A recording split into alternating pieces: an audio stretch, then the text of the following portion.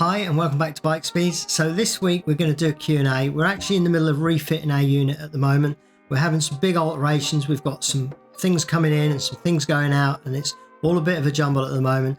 Next week we should have a video for you, but then we think there may be a couple of weeks, a 2-week period maybe, where we won't be able to do any recording because of the alterations that we're having within the shop unit. So today we're going to do a Q&A. We threw it open to you to ask us some questions. So we've got a list of questions here. I'm just going to run through them and give you my thoughts and answers on those questions. So the first question is, why do you use 18 different types of greases? Well, we haven't quite got 18, but you do see the regular ones on camera that we also sell on our website. And we've got 1 or 2 hub greases and different ones that we use for certain things. But basically all these greases, they have different viscosities, different thicknesses, different textures, and they do and perform differently and do different tasks differently. So we like to use the right grease for the right task, and that's why we have got quite a selection of greases, and it is actually quite important to use the right one for the right task. So that's why we've got so many. How long does it take typically for you to strip the bike down, clean and rebuild?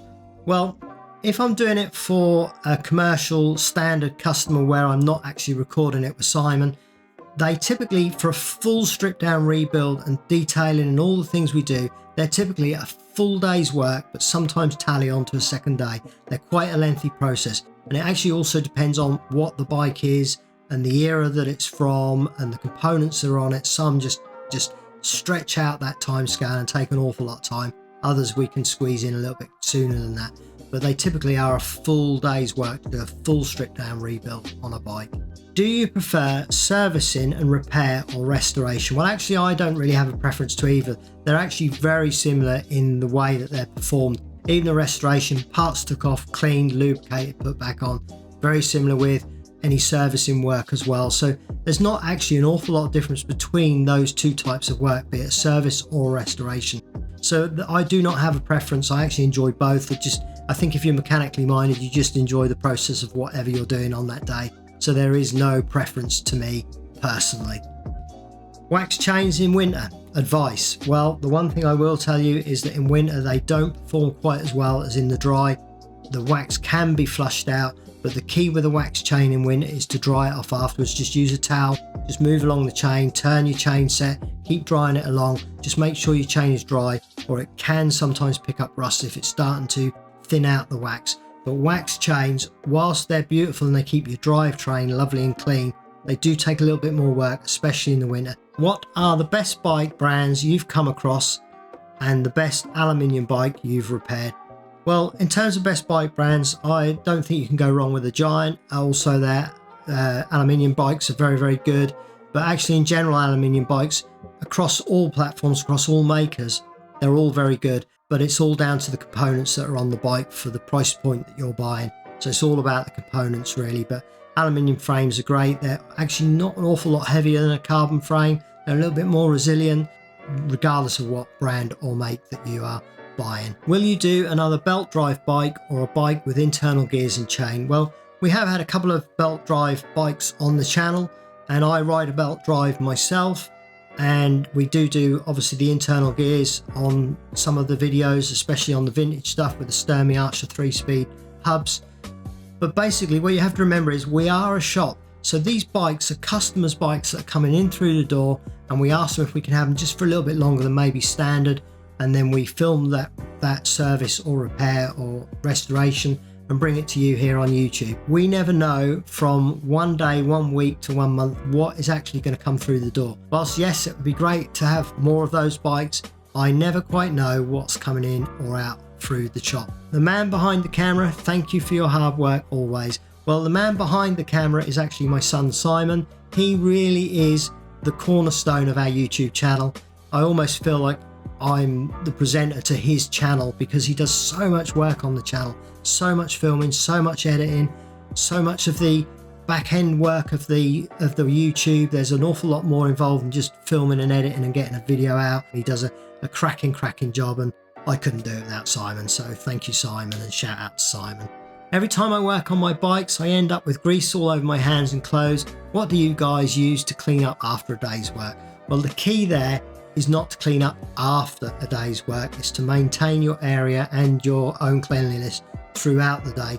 I probably wash my hands 10 times a day and really scrub them down. So I like to try and keep my hands nice and clean. It presents well to customers when they walk through the door that I haven't got greasy hands touching their bike and going all over their bike. So I wash my hands regularly and make sure that I'm clean, make sure that my work area is clean, tools are put away, and I maintain a good practice in terms of cleanliness within the shop. So that's the key there, is not after a day's work, but during a day's work.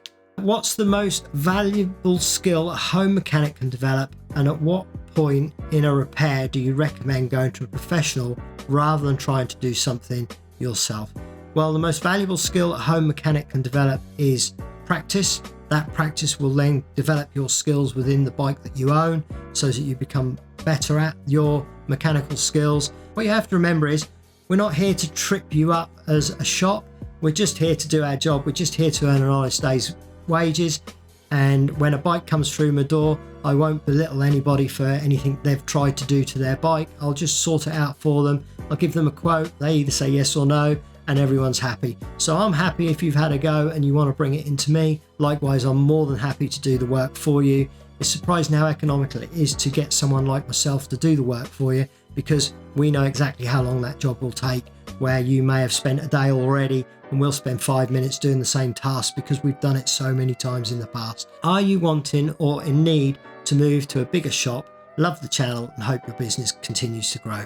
Well, as I've mentioned before, we are actually now doing a refit. We're about to put in a wow workshop, so I'm really looking forward to the extra space that's going to afford me within my unit. We're really excited about the changes we're doing. We've already put up some lighting, we've already got a floor ready to go down, and we're about to get new units and everything. So in terms of that, yes, that's also from the growth of the YouTube, in that it's bringing us more regular local work as well. We're really building a workshop that should reflect the quality of our workmanship. So I'm really looking forward to that. And yes, the business is growing. Yes, it would be lovely to have a bigger unit, but we're working within the constraints of what we've got, and you'll see that soon. It is a wow workshop that we're building. I have asked this before, but on older British bikes, the right hand operates the front brake and the left hand the rear. Have you seen this before? Well, in the UK, our cars are right hand drive, so the steering wheel is on the right hand side. We drive on the left hand side of the road, and our bikes are actually set up for right hand drive. The right hand is the brake, and that's the brake that is on the towards the center of the road. The left hand brake is on the near side of the road, near the path. That's the rear. The right hand's the front. As a bike tinkerer, I always wonder how mechanics solve problems that a tinkerer brings to them. You can't possibly know all the bike answers, so what's your process on figuring it out? But what you have to remember is, if I have 10 bikes in a day and I tinker with those, and I have 5 days working, 6 days working, that's 50 or 60 bikes a week that I'm doing that are all different. You've probably worked on your one bike once a week tinkering. In a week, your average bike shop is probably doing what you're doing in a year, but you're doing it to one bike, we're doing it to a year's worth of different bikes. So suddenly you talk about 2 weeks, 3 weeks, a month, 6 months, a year, 10 years of experience working on bikes. Suddenly we have done tens of thousands of bikes and have seen tens of thousands of different ways to do the same task, different ways bikes are built. And suddenly our tinkering process and knowledge is vast in comparison with a home mechanic. But the only way you get that experience is by doing it. So continue to do your home mechanics and continue to watch our channel. How much effort do you put into these videos? Let me tell you, we put a lot of effort in. We film for typically 3 to 4 days a week, often on Sundays, and then Simon will then take that footage away and then edit for another 3 to 4 days, and then I do the voiceover, and then he'll edit that voiceover onto the video. And in terms of hours, he is literally working way beyond a full time to get the videos out to you. YouTube is a funny business, as anyone will tell you. Commercially, they make no sense at all, but we just love doing them. So we're hoping one day we go like that and we'll get the commercial success that goes with it. We have launched a website, so please do check that out, because that is what's helping us to make it worth our while to do the YouTube. So do check out our website. I'll put the link in the description below, and we much appreciate it. Why only a video every 2 weeks? Well, it comes back to the last question. The Triumph video that we just brought out, that restoration, took us 2 weeks to film, and almost the remainder of a third week to edit and get out to you. So that was an extremely time consuming video to have produced and brought out. And we try to do weekly content, but occasionally we have illness, we have holidays, we have things going on like the refit that we're about to come along. But in general, it's weekly, and hopefully once we've refitted and got everything back in place, we should go back to the weekly content. What has been your biggest challenge running the bike shop? I think the biggest challenge to any small business is change and overheads and things going on that are out of your control. As a businessman, you're always developing, always changing, always moving things around. Some things work, some don't. So there's no one big challenge, but it's a daily set of little challenges that you have to overcome to help your growth rate continue the way that you want it to go. So we're quite happy with our little business, and we're very pleased with the way the YouTube's growing, and that's given us this new burst of growth within the shop that we're thoroughly enjoying. When is the best time to have your bike serviced, at the beginning or the end of the season? Thanks for the great videos. Well, I always say the time to get your bike serviced is when there's something wrong. So if your gears aren't quite changing, be that at the beginning of the season when you've gone through the winter and something's not quite right, get it serviced. Likewise, if at the end of the season you've done all your A races, you've done all your B races, and you're ready to put that bike into storage over the winter, maybe going on to a turbo trainer, also a good time to get your bike serviced. So there's no good time. The best time is when there's something wrong with your bike and it needs doing. So do it that way.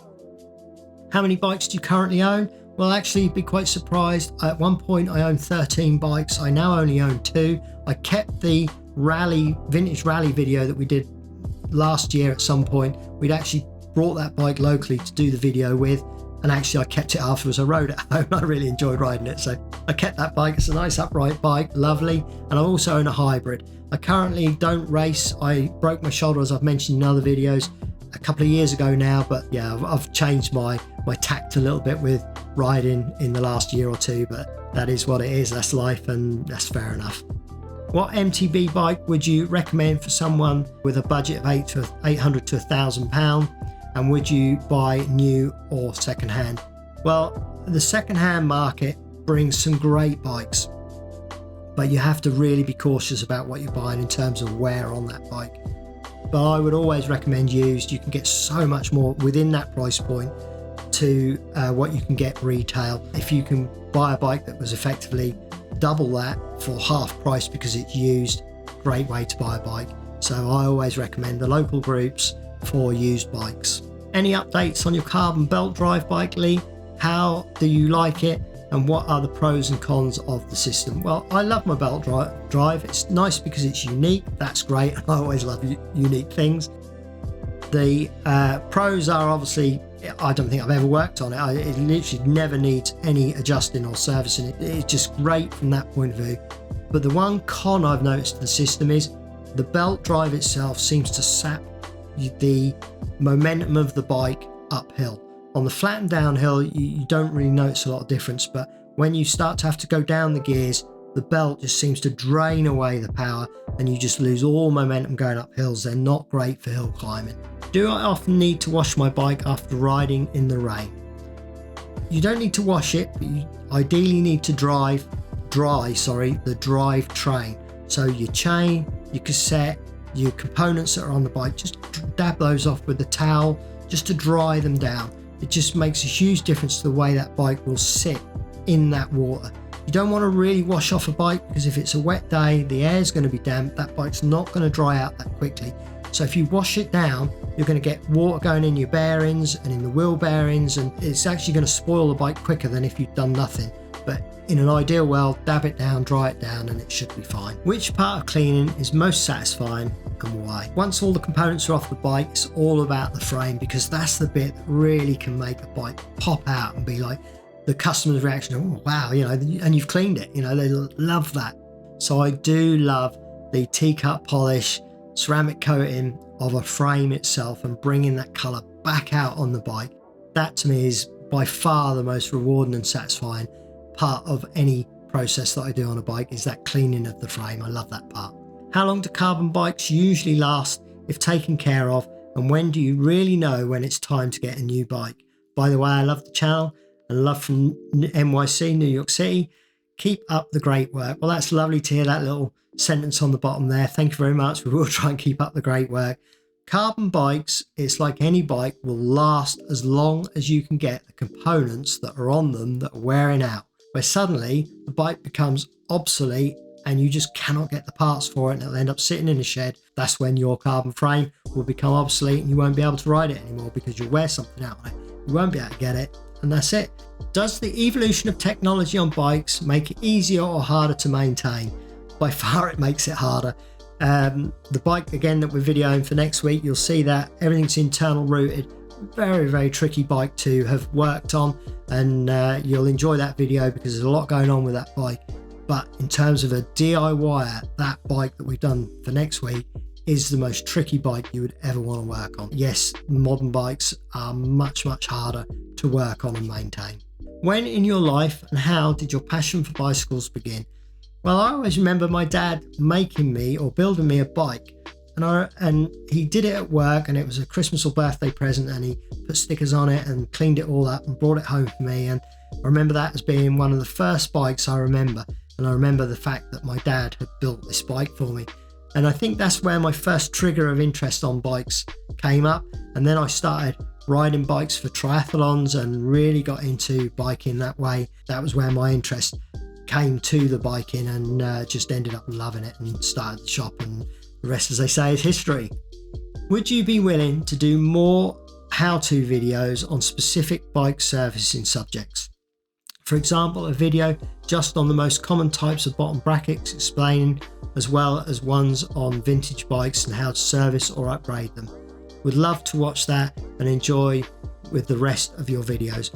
Well, the short answer to that is no. We're never planning on being a how-to channel. YouTube is awash with how to service your whatever, how to this, how to that, with specific part numbers and specific parts on a bike and how to do those. We never wanted to do that. We wanted to do something a little bit different. So we went with the entertaining content that we do, in that we just run through a bike. It's what's coming through the shop. For the foreseeable future, we put in so much effort into the videos that we are making, and they take so long to produce these videos that I can't really see that while we're doing our regular work coming through the shop that we'll ever get to a stage where we'd have enough time to then do specific how-to videos on specific subjects. So that's not for us, but there's plenty of other YouTube channels out there, and great YouTube channels at that. But we're trying to do something just a little bit niche, just a little bit different to the norm. So that's where we're at. That's the final question for today. I hope you've enjoyed this video. I hope you'll stick around while we're doing our alterations, where we may have a couple of weeks where we don't actually bring anything to YouTube, and I hope you enjoy the channel. Please do like, please do subscribe, and thanks very much for your support. We thoroughly enjoy doing the YouTube and bringing it to you. So I hope you've enjoyed this video, and bye for now.